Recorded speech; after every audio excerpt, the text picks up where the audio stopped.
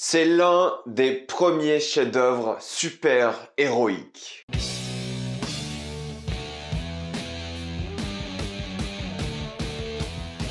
Spider-Man 2. Contrairement à d'habitude, dans cette vidéo, il n'y aura que des spoilers, donc si vous n'avez pas vu Spider-Man 2, foncez voir ce film. La semaine dernière, j'ai sorti ma critique de Spider-Man 1 et on va faire tous les films Spider-Man avant la sortie de No Way Home. Et comme d'habitude, cette trilogie Spider-Man commence avec un générique absolument incroyable et le générique du deuxième est encore meilleur que celui du premier. On retrouve cette musique mythique, c'est l'un des seuls thèmes de super-héros vraiment populaires et reconnaissable.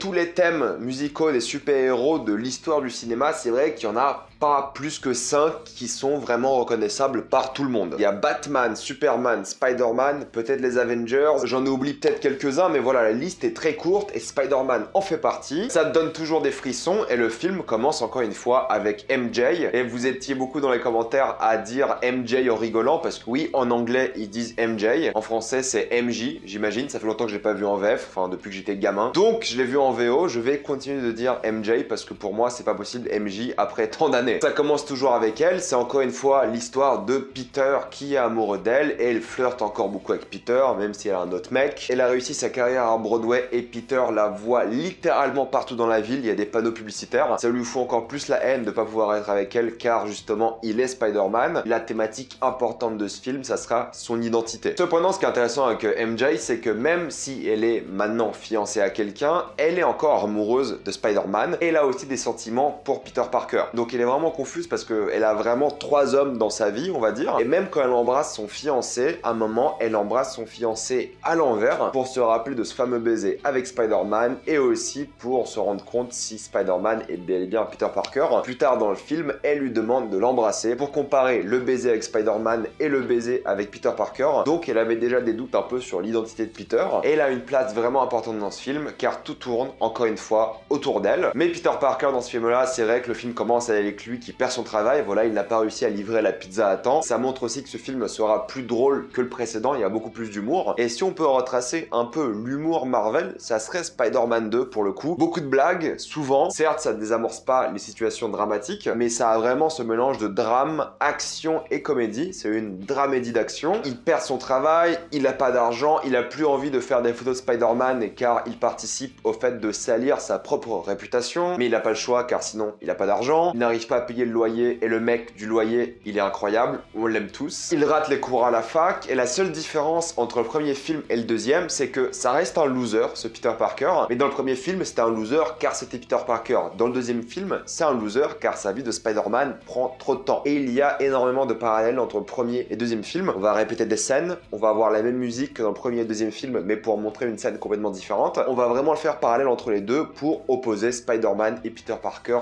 tout le long de l'œuvre. Il rate tout ce qu'il entreprend, il a vraiment pas de chance à aucun moment de sa vie. Tout le monde le considère comme un branleur, tout le monde se demande pourquoi il n'a pas une vie normale comme tout le monde, pourquoi il rate tout dans sa vie alors qu'il a vraiment rien à faire. Tout le monde se fout un peu de lui et il ne peut pas avouer la vérité, évidemment. Et il est complètement fauché, encore une fois, il a quasiment pas de travail et sa vie est infernale. Sa vie de Peter Parker est horrible et c'est sûrement la pire situation dans laquelle on ait vu Spider-Man de tous les films. Sa vie est déprimante. La première heure de film, c'est juste lui qui a pas de chance et qui a une vie de merde. Je suis désolé, faut le dire, hein. Et c'est pour ça qu'au fait, le film insiste sur ça. Même à certains moments un peu trop, j'avoue. Il est pas très subtil avec ça, mais le film insiste sur le fait que Peter Parker a une vie de merde. Et c'est ça qui est cool, parce que dans les films de super-héros, on voit rarement ça. On oublie vraiment la vie du civil, on se concentre sur la vie du super-héros. Mais là, dans ce film-là, ce qui est unique et ce qu'on fait rarement, c'est le mélange des deux. On le fait à un point où la vie de la personne est insupportable. Et elle le serait. Si t'avais 2 vies comme ça, comme il a, tu ne pourrais pas avoir une vie saine. Et là, on le voit au point où il décide d'arrêter d'être Spider-Man. C'est aussi un film de super-héros car il a une scène finale avec Harry Osborn où il tease la suite de Harry Osborn qui va devenir le nouveau bouffon vert. Et il y a aussi la présence de Dr. Connors qui est le lézard dans l'univers Spider-Man. Donc c'est un film qui a compris que ça allait être plus qu'une trilogie, une saga. Normalement, il devait en avoir 4 des films, voire plus. Ça avait compris cela et il commençait déjà à mettre des éléments du comics et à commencer à avoir du gros teasing pour la suite. Je pense que Jonah Jameson était vraiment populaire dans le premier film et tout le monde l'avait adoré car car il est bien plus présent dans le deuxième film. Il est toujours aussi drôle, il est toujours aussi charismatique, l'acteur J.K. Simmons est toujours aussi excellent. Il a cette fameuse scène où il rigole qui est complètement mythique. Il y avait aussi cette scène coupée qui était assez marrante où il essayait le costume de Spider-Man. Je suis content qu'il ait enlevé car c'était un peu trop pour son personnage. Et encore une fois, on lui donne un peu d'humanité, on lui donne un peu de cœur. Lorsqu'il se rend compte qu'en fait, c'est peut-être à cause de lui que Spider-Man n'est plus Spider-Man, il présente presque ses excuses juste avant, encore une fois, l'insulter de menaces quand il se fait piquer son costume. Mais le truc que j'aime à propos du Daily Bugle, c'est ce mec qui est juste là et qui a toujours été fan de Spider-Man, et ça montre encore une fois l'intention des citoyens. Comme dans le premier film, les citoyens ont une vraie place dans le film. Ils sont là pour aider Spider-Man, il a un vrai impact sur ses citoyens, tout le monde le connaît, c'est devenu un peu l'icône de la ville, ce qu'on verra un peu dans le troisième film. Et les citoyens ont toujours été importants, surtout dans la scène la plus importante du film, on en parlera après. Mais j'aime beaucoup le fait qu'on ait un apport direct à ce qui se passe dans la ville et à comment les gens voient Spider-Man dans la ville. C'est ça qui est génial. On a un vrai apport direct avec la réaction des gens et je trouve ça vraiment très très bien. Mais ce qui est marrant dans le film, c'est que la voisine de Peter Parker flirte avec Peter. Il y a même une scène de flirt très légère avec l'actrice Elizabeth Banks qui joue donc dans Spider-Man. Et il y a aussi des femmes dans la rue qui flirtent avec Peter Parker. Tout le monde flirte avec Peter Parker, c'est assez drôle à voir. Mais lui, ce qui l'intéresse évidemment, c'est Mary Jane Watson. On a aussi Harry Osborn qui est de retour, qui joue, d'après moi, un peu mieux, James Franco. Il a un rôle important chez Oscorp. Il veut être la moitié de l'homme qu'a été son père, comme il le dit dans le précédent film. Et il se donne à fond, et lorsqu'il échoue à cause de ce qui s'est passé dans le film, du mauvais financement de l'accident du film, il part en dépression et il n'a plus qu'une seule motivation dans la vie, c'est attraper Spider-Man, justement pour venger ce qui s'est passé avec son père. Et je trouve qu'ils ont vraiment bien traité son personnage dans ce film, on en parlera après. Dans le côté la vie de Peter Parker était déprimante, on a aussi la vie de Tante May qui est tout aussi déprimante. Elle a plus d'argent, elle doit hypothéquer sa maison, elle demande un prêt à la banque, elle y arrive pas, elle est chagrinée, pour le coup elle pense beaucoup à Oncle Ben, et même si elle est fauchée, comme une bonne grand-mère, elle donne aussi de l'argent à Peter Parker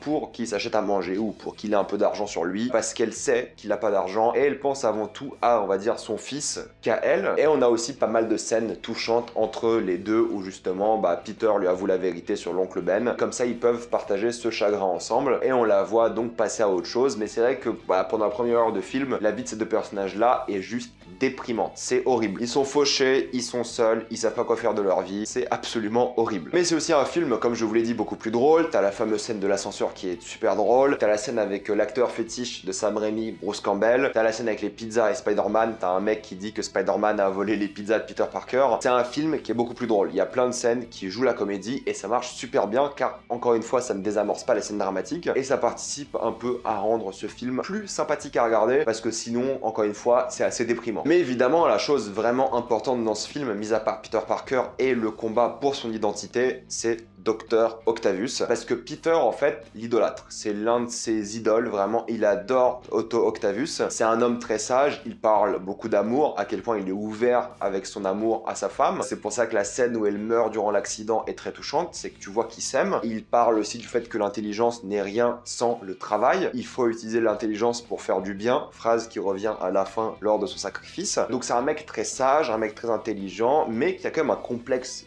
divin, mine de rien, lors de son expérience ratée, scène excellente d'après moi. Il a un complexe divin car il se fait trop confiance. Il a trop de confiance en lui, il est peut-être un peu narcissique de ce point de vue-là, car il a fait les calculs et il ne veut pas lâcher prise alors qu'il fallait. C'est ça qui va causer sa mort, c'est qu'il s'est un peu trop rapproché du soleil. C'est un peu l'histoire d'Icare car il parle beaucoup du soleil, il essaie de le maîtriser et justement il s'est coupé ses ailes. Sauf que là ses ailes, c'est cette petite puce qu'il a dans le dos qui contrôle les tentacules, les bras mécaniques de Dr. Octopus qui vont ensuite le contrôler lui. Et c'est pour ça que c'est un très bon méchant, c'est qu'en fait il a une relation presque de père-fils avec Peter. Il y a cette scène qui est géniale où il dit à Peter: je n'ai pas le temps de parler à des étudiants, et c'est Harry qui l'oblige car c'est lui qui finance le projet de Doc Ock. Et t'as la scène juste après où il dit: ça fait 1h30 qu'on parle et tu vois qu'il y a un truc, tu vois qu'il y a une alchimie. C'est pour ça que la relation de héros méchant est excellente, c'est que la relation Peter-Doc est excellente. Donc c'est comme affronter un peu son père symbolique. Ils auraient peut-être pu donner encore plus de scènes entre les deux, je trouve que ça aurait été une bonne idée pour renforcer justement le lien entre ces personnes, qui est un peu gâché d'après moi car plus tard dans le film on a cette facilité scénaristique qui est assez troublante. T'as ce lien qui est quand même assez intelligent qui est fait entre l'intrigue de Harry et l'intrigue de Octopus. Harry qui possède l'élément chimique dont a besoin Doc Ock lui dit qu'il doit aller interroger Peter Parker. Et ce que Doc Ock fait en premier, même s'il est manipulé par les bras mécaniques, c'est balancer une voiture sur Peter Parker. Comment tu peux interroger Peter Parker si t'as balancé une voiture sur lui? Et ensuite Pourquoi gâcher vraiment toute cette relation de père-fils en essayant de le tuer? Le fait de jeter la voiture est juste quelque chose de bête, je trouve, dans le film, et ça gâche pas mal de choses. Je sais que c'est pour le spectacle et tout, mais quand il pense, ça gâche pas mal les intrigues du film. La scène de l'expérience est cool, le plan sur la mort de la femme avec justement cet éclat de verre est magnifique, encore une fois le reflet à la Sam Raimi, et on a évidemment la scène de l'hôpital qui est une scène presque horrifique, encore une fois à la Sam Raimi. On sait très bien que Sam Raimi est plutôt un spécialiste de l'horreur, et c'est une scène plus horrifique qu'autre chose. Mais ce qui est important dans le film là, encore une fois, c'est Peter Parker et sa lutte pour son identité. Il ne sait pas qui il doit être. Est-ce qu'il doit être Peter Parker et tout réussir dans sa vie? C'est pour ça qu'on a cette excellente scène où justement il arrête d'être Spider-Man et sa vie est géniale, il a de bonnes notes, tout le monde l'aime, il arrive à faire tout ce qu'il voulait faire dans la vie, et être Spider-Man où justement il inspire les gens, il inspire ses citoyens, où il n'aura pas de temps pour être Peter Parker et il ne sera pas heureux en tant que Peter Parker, mais il va sauver des gens. Et c'est cette scène un peu de l'incendie qui le motive, où en tant que Peter Parker, il a cet instinct qu'il doit sauver quelqu'un, il va sauver cette personne, et il est grave content, mais il y a des pompiers qui viennent le voir et lui disent que quelqu'un est tout de même mort au 4e étage. Et c'est là qu'en fait, il n'y arrive plus, il ne sait plus quoi faire,